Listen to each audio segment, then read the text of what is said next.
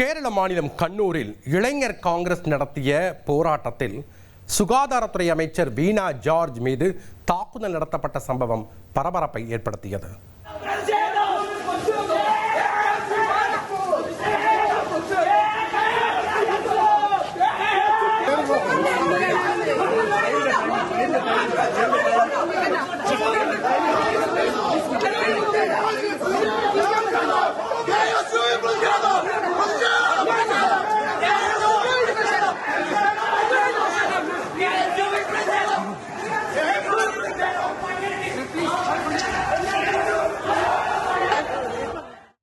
அமைச்சர் பதவி விலக கோரி ரயில் நிலையம் முன்பாக போராட்டம் நடைபெற்றது.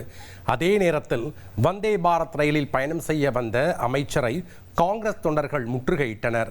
போலீசார் தடுத்து நிறுத்த முயன்ற போது தள்ளுமுள்ளும் ஏற்பட்டது.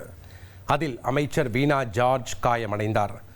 கழுத்திலும் கையிலும் காயம் ஏற்பட்டதாக கூறி அவர் பயணத்தை ரத்து செய்து மருத்துவமனைக்கு சென்றார். இனி செல்லும் இடமெல்லாம் செய்தி. தந்தி டிவியின் வாட்ஸ்அப் சேனலை ஃபாலோ பண்ணினா செல்ல இருக்கும் இடமெல்லாம் செய்தி. இதோ QR கோட் இப்பவே ஸ்கேன்